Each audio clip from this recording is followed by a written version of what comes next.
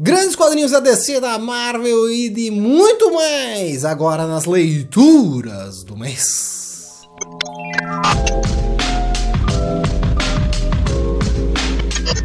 Fala galerinha, eu sou o Adriel Giovanella, sejam bem-vindos ao Gibizinho, hoje com as leituras do mês.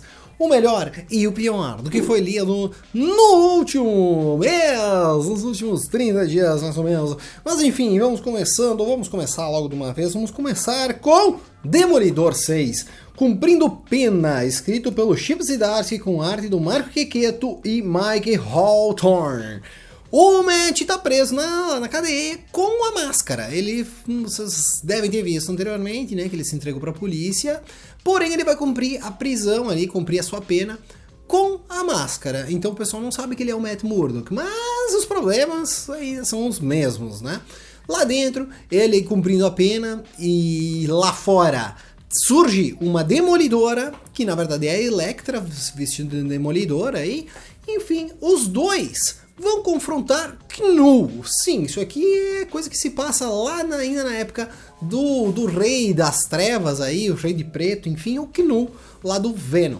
Então aparecem simbiontes aí, vão atacar eles e tudo mais. Inclusive tem um simbionte que se apodera da Mary Tifoide, que é a guarda-costas / interesse amoroso do Rei do Crime. E daí eles têm que lidar então com os simbiontes aí. O próprio Matt tem uma luta na sua mente contra o Knull. A Elektra dá um pau na Mary Tifoide e finge que morre. Cara, é um spoiler talvez, não sei. Enfim, bom, depois disso nós temos ainda o Matt tendo que lidar com o chefe, né, o diretor da prisão, que se chama, né, que tem uma vingança pessoal pra cima do Demolidor, porque o Demolidor prendeu o seu filho lá há anos atrás. Então, o Matt tem que sobreviver a algumas ameaças aí, envenenamentos e etc, que foram causados aí, enfim, pelo diretor da prisão. Cara, não é... O Matt na prisão não é necessariamente algo novo. E a Elektra, quando ela tá ali fora, né, ela tá sendo a Demolidora, ela nem esconde a identidade. E por fim ela ainda tem que enfrentar o Tentáculo. Nada é realmente muito novo aqui nessa parte aqui do Demolidor. Porém, é muito bem escrito. Quando que o Marco Checchetto desenha, é muito bem desenhado. O outro cara já não é tanto. Mas enfim, é um grande quadrinho, um quadrinho bacana. É um dos melhores aí atualmente da Marvel. E o Demolidor eu sempre vou acompanhar, mesmo se fosse o Dan Slott escrevendo. Ia doer muito. Dan Slott, fique longe do Demolidor. Satânicos 7 a 12, que saiu aqui em X-Men 27, 34, 35 e 38. Isso aqui é escrito pelo Zeb Wells com Stephen Segovia. Eu vou ler a parte dos X-Men, aqueles itens ali dos X-Men, aquilo que me interessar, e vou ler como se fosse um encadernadinho que tá lá fora, tá? Então vou fazer desse jeito aqui. Você preste atenção se você quer saber onde é que tá saindo, né? Enfim, Satânicos. Esse grupo Satânicos morreu lá na briga lá contra as forças de Araco e etc. Lá na época do X de Espadas. Então todo mundo morreu, tem que ressuscitar. Quando ressuscitam, o Selvagem e a Babá, eles voltam aprimorados, voltam mais louco.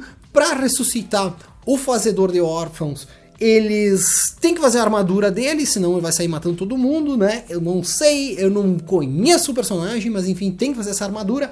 Pra fazer essa armadura tem que ser com a nave da Babá. A nave da Babá foi pega pelo Cameron Hodge, que é um cara de um grupo antimutante chamado A Direita.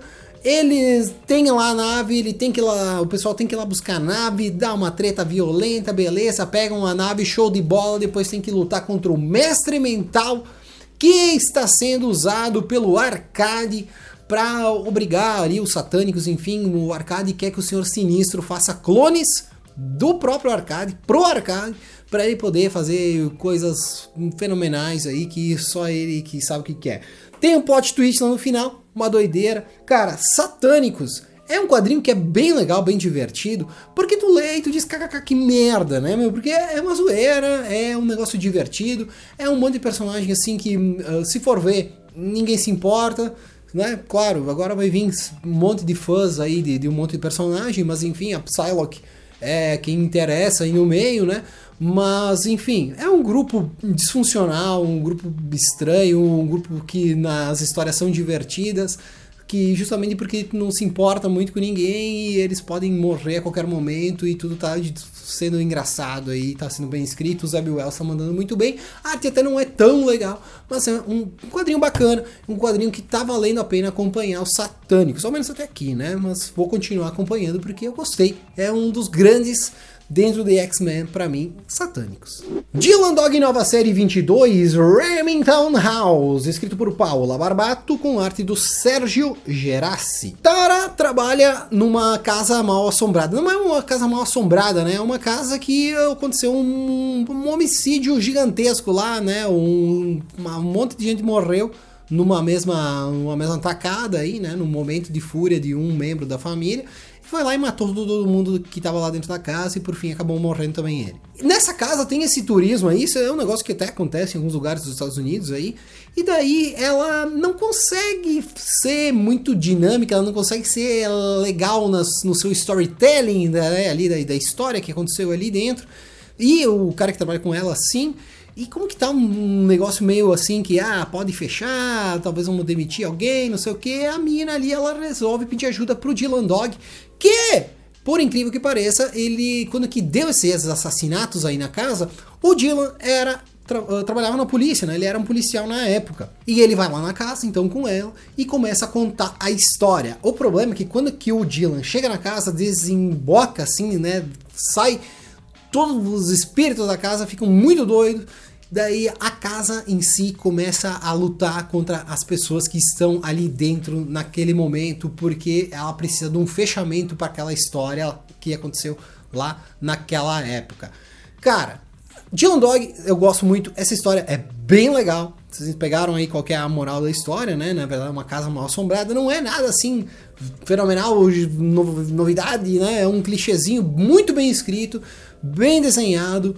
Dylan Dog, é isso aí, né? Um quadrinho bem bacana, bem divertido. Então, essa nova série número 22, Remington House, vale a pena também pra você. E você que nunca leu o Dylan, é um ponto que você pode começar por aí, porque é uma história bem legal, bem fechadinha e bem divertida. O Imortal Hulk número 8, o Guardião da Porta, de Al Ewing com o Joey Bennett. Eu tinha parado um pouco de ler o Hulk, porque eu queria fechar as últimas edições, ler todas elas juntas. Então, eu tô retomando aqui do volume 8. Não me lembro quando que eu li o 7, mas foi nas leituras do mês. Enfim, Guardião da Porta. Nós temos aqui o Hulk, né? Na edição anterior, quando que acaba a edição anterior, o Hulk explode. Tá? Então vocês já devem ter lido isso, né? Enfim, o problema de falar sobre o Immortal Hulk é que vai acabar soltando algum spoiler em algum momento. Enfim, na edição anterior, o Hulk explode praticamente uma cidade por causa do Rick Jones. Eles se encostam, dão uma fagulha e explode tudo. Daí aqui nós vamos entender que o Rick Jones estava possuído pelo ritmo ragatanga, não, pelo líder. O líder estava controlando o Rick Jones.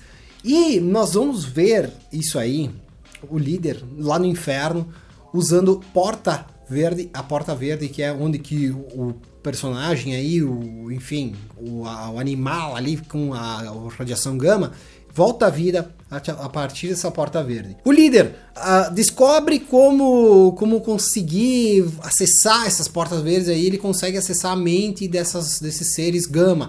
Então ele dá uma controlada ali no Rick Jones, daí nesse momento aqui, ele dá uma controlada no Rick Jones, no Fry, que é o do Del Fry, que é um cara que tá lá, que eles acharam lá, um cara que foi enterrado e tava vivo com radiação gama, também o Leonard Samson. E o líder também acaba engolindo o Brian Banner lá no inferno. Então o líder ele está super poderoso e tá fazendo isso aí.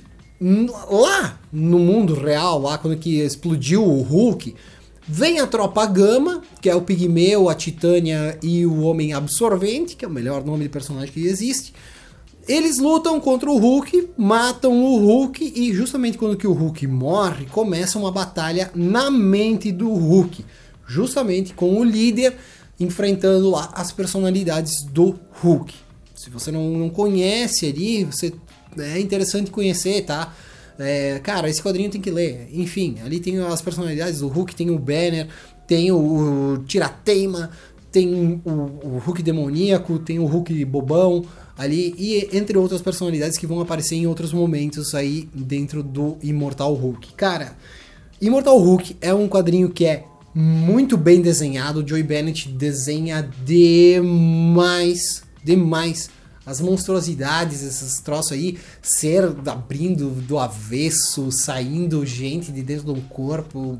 Cara, uma loucura. O Joe Bennett mandou muito bem em Imortal Hulk. E o Al Ewing ainda foi melhor. É um baita roteiro. É um dos melhores quadrinhos da Marvel pra mim dos últimos anos, assim, muitos anos, tá? E tá chegando no fim, né? Isso aqui vai fechar, até fica a reclamação aqui, né? Nós tínhamos da 1 até a 50, né, originalmente lá fora, e tinha alguns especiais. Esses especiais vão sair aqui no Brasil na edição 11. E o fechamento do Imortal Hulk vai sair na edição 10. Estranho, né? Podia ter saído os especiais antes, né? Saído na 10 os especiais e na 11 o fechamento. Mas enfim, é um baita quadrinho. Vá ler. E se você ainda não leu e quiser seguir essa dica aí desse que Boss fala, lê a 11 antes da 10. Não vai mudar nada, vai ser melhor. Anota aí. E não preciso nem falar, né? Um desbunde. Né? O Imortal Hulk é um desbunde. E se você ainda não leu, você está perdendo tempo! Porque é isso que você perde tempo. Você perde tempo. Você podia estar lendo coisa boa, você está lendo coisa ruim. Então, vá ler Imortal Hulk agora! Gotham DPGC 3, sob suspeita. Montoya e Allen entram numa cena de crime, aí eles dão lá uma movimentação estranha, eles entram na cena do crime, e tem lá um cara lá, o Homem-Aranha do Batman, não sei, né, como é que é o nome lá do cara, não anotei aqui, foda-se, é um vilão do Batman lá, que é meio que o Homem-Aranha. Ele vai atacar a Montoya e o Allen mata o carinha. Mas outras pessoas aí também são baleadas aí, são mortas no meio desse tiroteio, e daí fica a questão, né? Se foi o Allen que matou o cara, quem que matou o cara, o que aconteceu. Daí nessa investigação, a bala que poderia provar a inocência do Allen, ela é subtraída da cena do crime por um policial que vende coisas de crimes, né, vendem online aí para colecionadores, etc. Então a Montoya tem que dar um jeito de achar essa bala para provar a inocência do Allen. É um quadrinho bem bacana, hein? São algumas historinhas aí, né, aí dentro. Bom, depois nós temos uma historinha, que é uma historinha só, uma edição, que mostra o fechamento, a quebração, o desligamento, jogação no lixo do bate-sinal. Bate-sinal sai de cena, a polícia decide tirar o bate-sinal dali, não vai mais chamar o Batman. Aqui talvez tenha alguma história que aconteceu na época que, como eu não li na época, não sei, né? Talvez você tenha lido, você saiba. Ele cita um confronto com o Máscara Negra, acho que é, que matou diversos policiais, e o Batman não ajudou muito os policiais nesse momento, então os policiais ficaram de cara, eles não querem mais saber de Batman porque ele foi negligente com a polícia. Então, desliga-se o bate-sinal e conta essa história aí por trás disso. Depois nós temos ainda um caso de assassinato que parece que foi a Mulher Gato que fez, mas aí o pessoal tem que investigar, né, pra ver direito se é isso aí, porque a Mulher Gato não mataria alguém. E por último, nós temos uma coisa assim que eu adoro do Gotham DPGC, que são coisas como essa história aqui. Tem uns moleques lá brincando e tal no negócio, vão lá num lugar meio abandonado, daí cai umas ampolas que tinha ali na parede, uns negócios de química, sai um fogo químico, o policial tenta ir lá ajudar a criança e acaba se queimando. E daí se descobre que isso aí era um composto do Doutor Alquimia, que é um vilão do Flash que morava em Gotham. Daí ele está preso lá na cidade do Flash, e daí os policiais de Gotham aí decidem ajudar esse policial, porque ele era um bom policial, esse cara aí que foi afetado por esse composto químico, eles vão lá pedir ajuda pro Doutor Alquimia. Então o Batman diz que não é pra fazer isso, mas eles vão lá, dá uma treta, dá uma briga bem interessante, e eu acho que esse é o grande diferencial do Gotham DPGC, quando ele usa de personagens aí super poderosos, enfim, vilões mais icônicos, ele não usa assim, meu Deus, não, ele usa como se fosse um cara ali, nesse caso aqui, lembram muito a interação lá do Silêncio dos Inocentes, né, com o Hannibal e tudo mais. Enfim, DPGC é um quadrinho espetacular, tá? É muito bom, eu adoro a arte dela é bem estilo noir, casa muito bem com esse roteiro aí do Greg Rucka, tem também o Ed Brubaker aqui no meio, mas enfim, é muito legal o DPGC, e esse aqui é mais um quadrinho bacana, mais um volume bem interessante desse quadrinho que vale muito a pena caso você não tenha lido. Cavaleiro da Lua, Deus e Nação, que é as edições 14 a 19,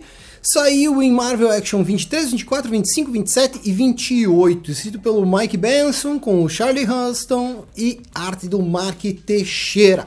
Peguei isso aqui porque li os arcos anteriores, que saiu lá no encadernado do nosso querido Cavaleiro da Lua, e daí eu peguei isso aqui, já tava lá no Marvel Action, e disse, quer saber, eu vou terminar de ler aquilo que tem ali dessa fase do Charlie Huston, acho que é assim que se fala, do Cavaleiro da Lua, tá?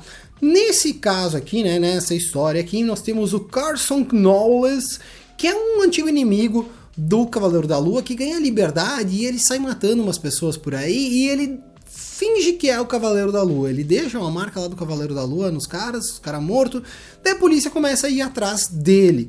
E isso aqui eu tô falando da época da pós-guerra civil, a época da lei do registro, ou seja, o Cavaleiro da Lua ele tinha a licença para atuar, porém ele é doido e tinha um cara se fazendo passar por ele e matando gente por aí. Então o Tony Stark fica puto com isso, ele resolve que ele tem que fazer alguma coisa, né? Afinal, indiretamente foi o Stark que liberou o Cavaleiro da Lua para atuar. E daí dá uma briga por aí, né? Tudo mais. E o Knowles, ele toma posse de uma nanotecnologia, tá? Que pode ser usada ali para controlar exércitos. É meio que assim, o pessoal tem medo, vamos pra guerra.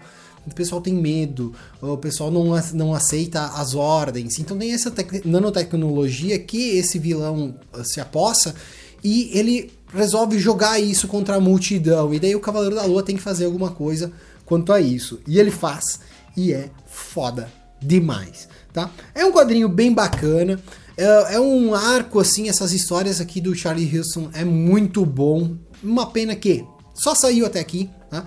O título é bem legal, né? Deus e Nação, parece bordão de político, mau caráter. E a arte do Mark Teixeira, pra mim, que é...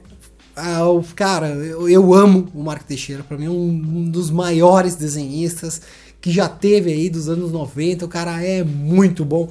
É um dos desenhistas que ninguém paga pau pra ele, mas ele mereceria toda a pagação de pau, porque o cara é muito, muito bom, bem legal, eu adoro Mark Teixeira. Enfim, Cavaleiro da Lua, muito bom. Eu tô rezando para que a Panini traga o restante, né? Depois ali desse encadernado que eles fizeram aí do fundo do poço, que saia a sequência do Charlie Huston. Difícil, improvável, talvez. Impossível, acho que não. Mas talvez seja. Alô Panini, traz mais Cavaleiro da Lua do Charlie Huston. E agora aqui Reinado Sombrio, Thunderbolts e Guerreiros Secretos. Aqui é uma mistura de tudo quanto que é coisa, né? Do Jonathan Hickman, Andy Deagle e vai lá um monte de gente, né? Bom, nós temos então um recrutamento de novos integrantes dos Thunderbolts do Norman, tá? Ao mesmo tempo que descobrimos que um dos integrantes da equipe dos Thunderbolts está trabalhando para o Nick Fury.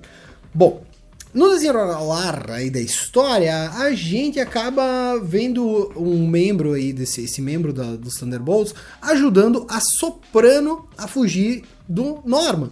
Vocês lembram que a Soprano, quando que termina lá Thunderbolts, lá de antes, lá do Warren Ellis, a Soprano, ela sai da equipe e ela fica meio sendo procurada, né? O pessoal quer matar ela ali, o Norman manda matar ela. Enfim, ele tá indo atrás dela, ela tem essa ajuda aí, né?